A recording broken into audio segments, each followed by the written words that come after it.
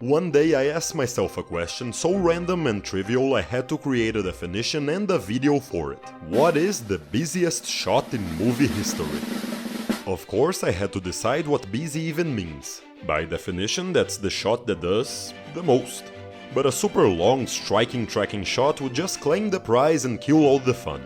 So I decided to make up a bunch of rules and limitations to make it more entertaining, as rules and limitations do. Rule number 1. Geography. The shot must use as much of the screen as possible, every side and layer.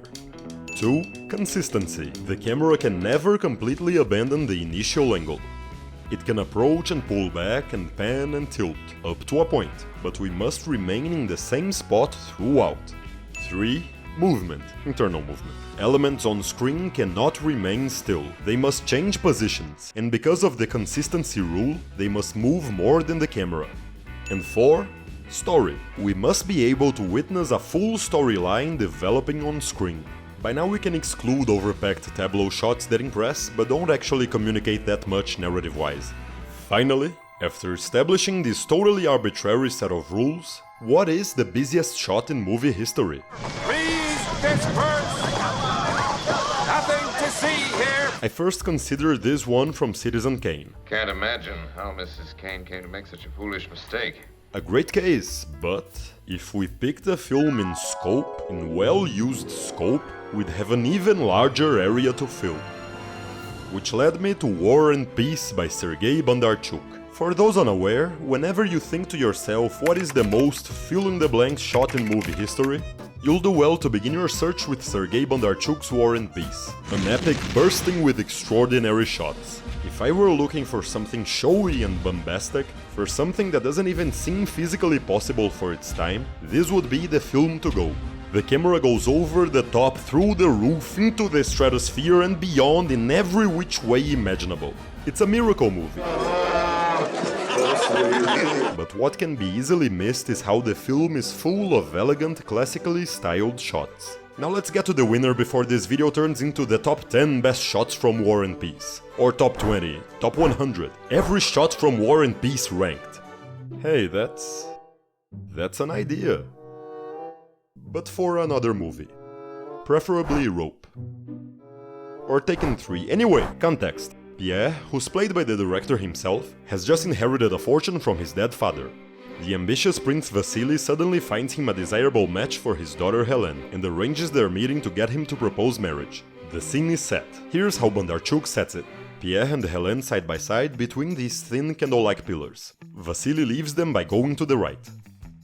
The camera follows him and pulls back to reveal the next room. While Helen's mother gossips with a friend about the future couple, Vasily walks all the way to the sofa in the background on the extreme right of the frame.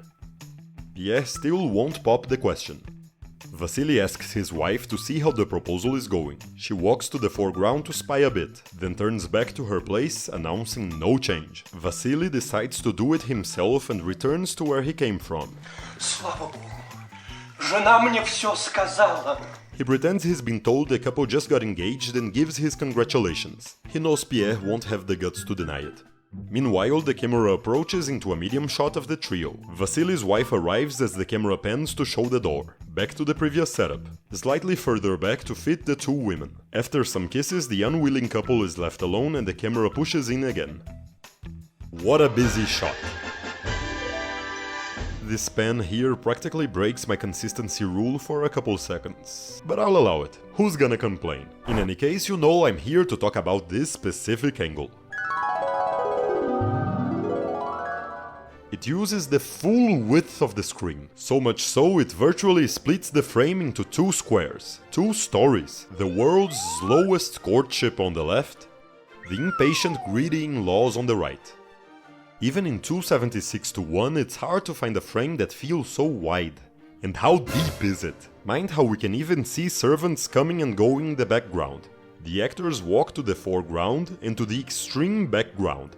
Earlier in the film, there's a shot where Andrei's father also walks all the way to the background to show where he keeps his memoirs. But I find this particular walk needlessly long.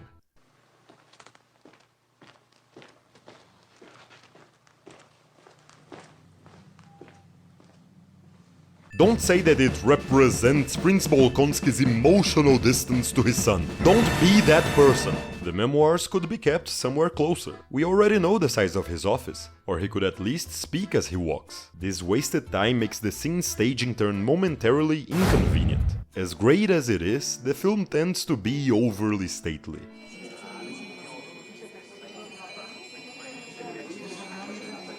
Our busy shot has two longer strolls to and from the background, but in this case, they fit quite well. They make Pierre's passiveness even more vexing.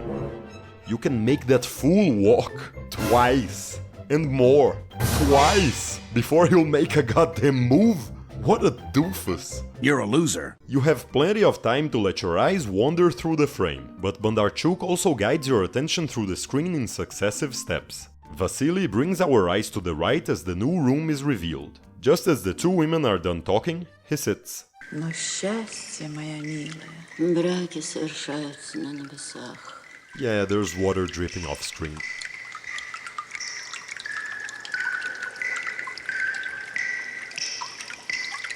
The instant he settles himself, Pierre and Helene continue their sluggish, unsexy chat. А в чем, собственно, состоял этот анекдот? Я его не расслышал. Я тоже не знаю. Immediately after, Vasily speaks, Алина, bringing our eyes back to the right. посмотри, что они делают. And his wife makes a round, briefly casting her shadow into the scene on the left as she does so. All the while you have the freedom to peek back at Pierre and be shocked by the lengths of his awkward silence. Just the most embarrassing lack of game. God, you're such a fucking loser. You make me so fucking sick. That's it. The busiest shot in movie history, after moving the goalpost as much as it needed. It shows how much information the scope aspect ratio allows you to fit on screen. It tells two parallel stories from one single angle, and if you're a fan of faithfulness, it follows the novel to a T. Now, what do you think is the busiest shot in movie history? Whatever you decide busy to mean. Tell me in the comments. You can also like, subscribe, and join me on Patreon. Thank you for watching.